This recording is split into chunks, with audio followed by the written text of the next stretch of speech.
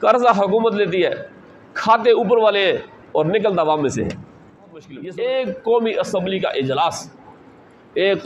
اجلاس جس میں جا کر یہ فیصلہ ہوتا ہے کہ آج فلاں چیز مہنگی کرنی ہے، وہ ہمیں اس پاکستان کو 4 کروڑ کا پڑ جاتا ہے، 4 کروڑ روپے کا۔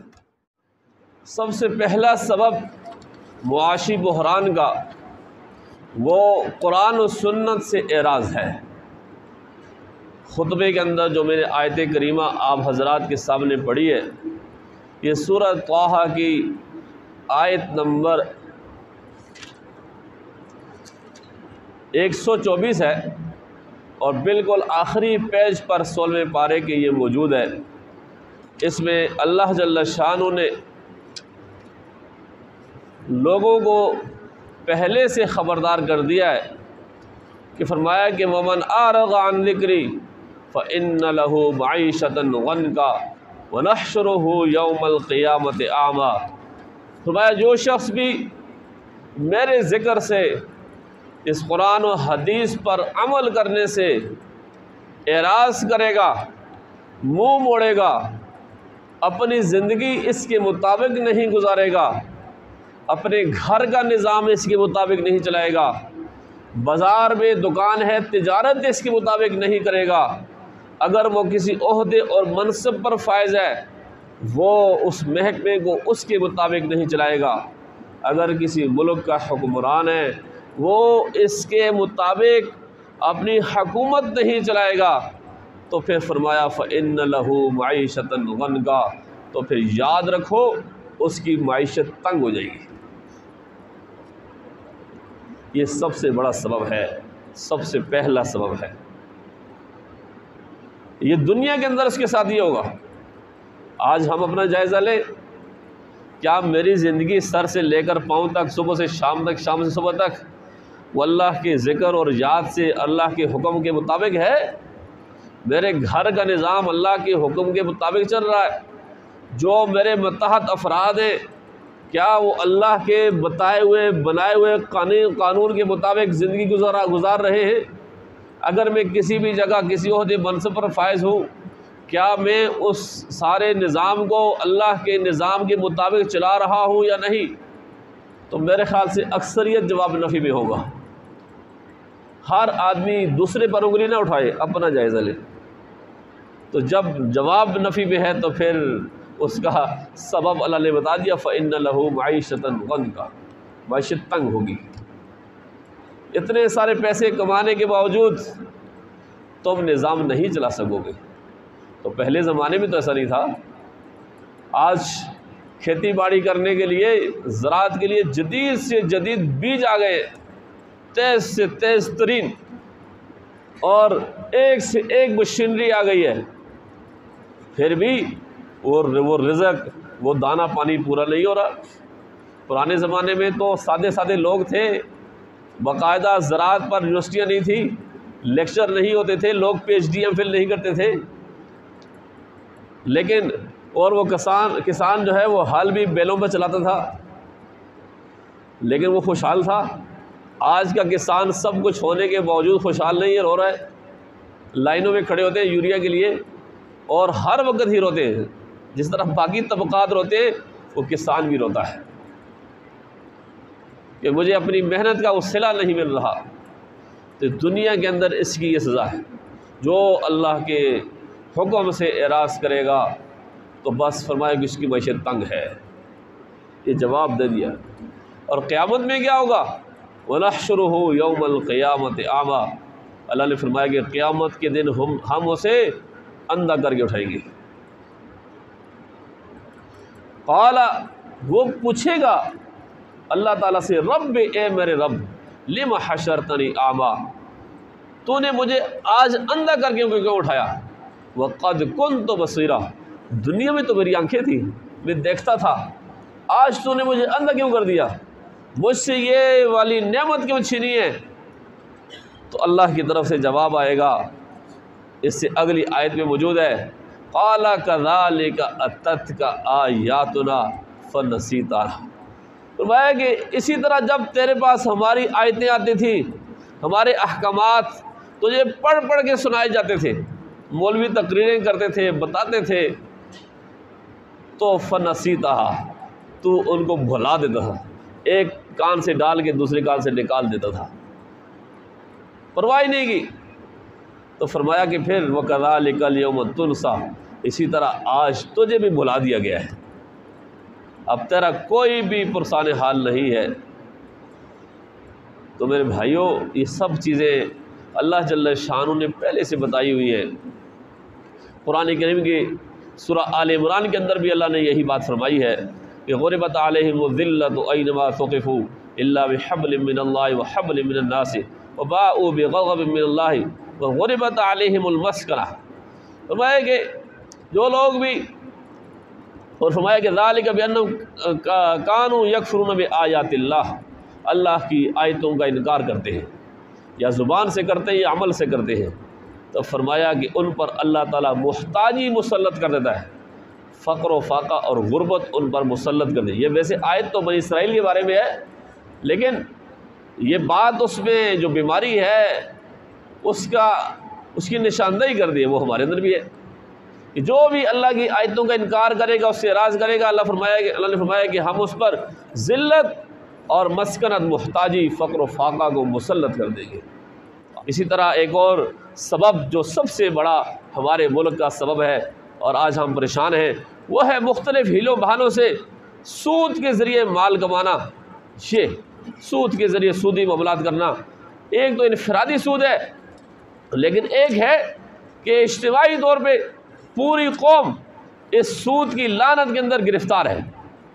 یہ بہت خطرناک قسم کی بات ہے۔ قرآن کریم کے اندر اللہ جل شانہ نے سود کو اللہ اور اس کے رسول کے ساتھ اعلان جنگ سے تعبیر کیا ہے۔ فرمایا کہ فَإِن لَّمْ تَفْعَلُوا فَأَذَنُوا بِحَرْبٍ مِّنَ اللَّهِ وَرَسُولِهِ، یہ سورہ بقرہ کی آیت نمبر 279 ہے۔ فرمایا کہ اگر تم سود سے باز نہیں آتے تو پھر اللہ اس کے رسول کے ساتھ جنگ کے لیے تیار ہو جاؤ۔ تو ہم نے جو ہمارے ہاں اندرون ملک کے اندر بھی یہ وہ معاملہ ہے، لیکن ہماری حکومتیں جو یہ IMF سے آئے دن یہ قرض سود پر لیتی ہیں، اس کی وجہ سے بھی ہم اس لعنت سے آج نکل نہیں سکتے۔ اسی وجہ سے ہمارے ہاں پھر یہ مہنگائی ہوتی ہے، کبھی بجلی مہنگی کرنی پڑ رہی ہے، کبھی پیٹرول، کبھی گیس مہنگی کرنی پڑ رہی ہے۔ جو ہماری بنیادی ضروریات ہیں وہی اب مشکل سے مشکل تر ہوتی جا رہی ہیں، اور اس کا واحد حل یہی ہے کہ جب ہم سود سے چھٹکارا پا لیں، سود کی لعنت سے چھٹکارا پائیں۔ اگر ہم میں سے کوئی شخص انفرادی طور پہ کر رہا ہے تو یاد رکھیں وہ بھی کبھی خوشحال نہیں ہو سکتا، اس کی معیشت دن بدن تباہ ہو جائے گی، کیونکہ قرآن کریم میں اللہ نے فرمایا یمحق اللہ الربا ویربی الصدقات، اللہ تعالیٰ سود کو مٹاتا ہے اور صدقات زکوٰۃ دینے سے مال بڑھتا ہے۔ تو سود کی وجہ سے مال نہیں بڑھتا، دن بدن اس پہ کمی آتی ہے۔ تو کوئی آدمی یہ والی کام کر کے پھر کہے کہ میں اچھے انداز میں حکومت چلا لوں گا یا اپنے گھر کی معیشت چلا لوں گا، یہ ایک خام خیالی ہے، اور یہ بڑی افسوسناک بات ہے کہ ہم ایک اسلامی ملک ہونے کے باوجود آج تک ہم اس لعنت سے چھٹکارا نہیں پا سکے۔ اور ہمارے ملک میں دیکھیں کتنی عجیب سی صورتحال ہے، اس وقت آئے دن مہنگائی پہ مہنگائی ہے، پیٹرول مہنگا، کبھی یہ چیز مہنگی، کبھی وہ چیز مہنگی۔ تو اس کی وجہ سے اب غریب آدمی غریب سے غریب تر ہوتا جا رہا ہے، اور امیر آدمی امیر سے امیر تر ہوتا جا رہا ہے۔ پھر ہمارے ہاں جو ایک تقسیم ہے بہت بڑی کہ جتنے بھی ہمارے ہاں اعلیٰ عہدوں میں فائز لوگ ہیں ان کی ہر چیز فری ہے، جج ہیں، جرنیل ہیں، بیوروکریٹ ہیں، سیاستدان ہیں، جتنے بھی افسران ہیں ان کی ہر چیز فری ہے، اور وہ ٹیکس سے بھی مستثنیٰ ہے۔ اور تو اور ہمارے ہاں جو یہ ٹول پلازوں پہ ہم ٹیکس دیتے ہیں گزرتے ہوئے موٹر وے پر، ان کے لیے ٹیکس بھی معاف ہے، کیونکہ یہ بیچارے غریب ہیں۔ عجیب صورتحال ہے، جو بیچارہ 15-20 ہزار روپے دیہڑی کے لینے والا ہے وہ ہر چیز اس کے لیے مشکل سے مشکل ہو گئی ہے۔ پھر ہمارے ہاں یہ جتنے بھی اوپر کے اعلیٰ عہدوں پر فائز ہیں جن کے میں نے نام لیے، ان کا پیٹرول فری، مہینے کا 300 لیٹر، کسی کا 150 لیٹر، کسی کا 180 لیٹر، اور اسی طرح بنیادی تنخواہ کے علاوہ ان کے جو الاؤنسز ہیں وہ تو کہیں زیادہ ہیں۔ میرے پاس سے کچھ ڈیٹیل ہے یہاں پہ، اب وقت نہیں ہے، تو سارے اگر آپ جمع کریں یقین کریں بہت مشکل ہے۔ ایک قومی اسمبلی کا اجلاس، ایک قومی اسمبلی کا اجلاس جس میں جا کر یہ فیصلہ ہوتا ہے کہ آج فلاں چیز مہنگی کرنی ہے، وہ ہمیں اس پاکستان کو 4 کروڑ کا پڑ جاتا ہے، 4 کروڑ روپے کا، اور اس میں فیصلہ کیا ہوتا ہے کہ آج فلاں چیز مہنگائی کرو، آج یہ کرو۔ یہ ہمارے ملک کا حال ہے۔ تو جب تک یہ تفریق ختم نہیں ہوگی اس وقت تک یہ ملک ترقی نہیں کر سکتا۔ دیکھیں نا، جو بندہ روزانہ جاب پہ جاتا ہے، اس کی 30,000 روپے تنخواہ ہے، کوئی معمولی سا ملازم ہے، وہ روزانہ اپنے بائک پہ خود پٹرول ڈال کے چلتا ہے۔ اگر روزانہ کا 3 لیٹر بھی پٹرول لگتا ہو تو مہینے کا 18,000 روپے تو پٹرول کا بل بن گیا۔ وہ بیچارہ گھر کا نظام کیسے چلائے گا؟ اور جس کے پاس وہ 3,000 سی سی والی گاڑی ہے اور 80 اوپر کی گاڑی ہے، اس کا پٹرول فری ہے، گاڑی بھی فری ہے، ڈرائیور بھی فری ہے، ہر چیز فری ہے، اس کی کوئی ٹیکس بھی نہیں ہے، اور اس کی سب چیزیں فری ہیں۔ اور جب ریٹائرڈ ہو جاتا ہے تو اس کی پینشن بھی لاکھوں میں۔ یہ کتنا ظلم ہے اس عوام کے ساتھ، اس ملک کے ساتھ، اور یہ کوئی بھی ان میں سے مخلص نہیں ہے۔ ابھی جو حکومت آئی اس نے بھی وہی کام کیا جو پہلی حکومت تھی۔ تو فرق کیا ہوا؟ کیا چہرے بدلنے سے چہرے بدلنا مقصود تھا؟ یہ والا اگر اسی انداز سے ملک چلانا تھا تو وہ تو خان صاحب بھی چلا رہے تھے، پہلی حکومت بھی چلا رہی تھی، تو پھر کیا تبدیلی آئی ہے؟ اس وقت بھی لوگ رو رہے تھے اور آج اسی صدر ہو رہے۔ لوگوں نے ایک توقعات وابستہ کی کہ یہ ہو جائے گا، لیکن وہ اس سے بالکل زیرو کارکردگی، حالانکہ تھوڑا سا وقت ہوا ہے، پتہ نہیں آگے کیا ہونے والا ہے۔ بس ایک ہی وزیر ہے جس نے کچھ اچھی کارکردگی دکھائی ہے، وہ وزیر حج صاحب نے کی ہے۔ وہ 11 لاکھ سے اس نے کہا کہ 6.5 لاکھ پہ لایا، باقی تو کوئی کسی ایک ہی کارکردگی بھی کوئی اچھی نہیں ہے۔ تو یہ جب تک یہ تقسیم، یہ تفریق ختم نہیں ہوگی نا، کہ بڑے جو عہدوں میں لوگ فائز ہیں ان کو پٹرول بھی فری ہوں گی، آج بھی اگر ان کی تنخواہیں کم کر دی جائیں، ان کے پٹرول، ان کے جتنے بھی اضافی الاؤنسز سارے ختم کر دیے جائیں، تو پھر نہ ہی سبسڈی دینے کی ضرورت ہے اور نہ ہی IMF سے قرضہ لینے کی ضرورت ہے، کچھ بھی ضرورت۔ ہمارے ملک میں ہر قسم کے مسائل ہیں۔ میں مختصر سی مثال دوں گا۔ افغانستان ہمارے سامنے ابھی کی بات، امریکہ چلا گیا، سارے بینک وہاں سے لوگ بھاگ گئے، ڈالر بھی ختم ہو گیا، 40 سال وہاں جنگ ہوئی ہے، 20 سال رشیا کے ساتھ، 20 سال امریکہ کے ساتھ۔ ابھی انہوں نے اپنا بجٹ پاس کیا ہے۔ یار دیکھو، بجٹ میں 1 روپیہ بھی کسی ملک کا قرض نہیں دینا۔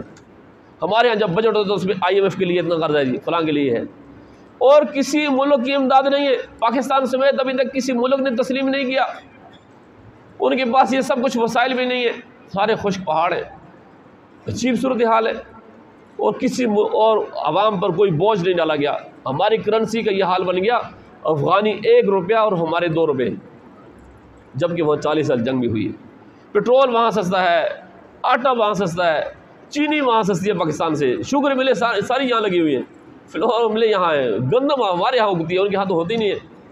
پھر بھی ہمارے ہاں جو یہ افسر شاہی ہے نا، یہ افسر شاہی نے اس ملک کا بیڑا غرق کر دیا۔ قرضہ حکومت لیتی ہے، کھاتے اوپر والے ہیں اور نکلتا عوام میں سے ہے۔ یہ صورتحال بنی ہوئی ہے جس کی جب تک یہ ختم نہیں ہوگا، اور یہ مسائل جو اسباب معاشی مسائل یہ ذکر کیے، اس وقت تک ہم نہیں۔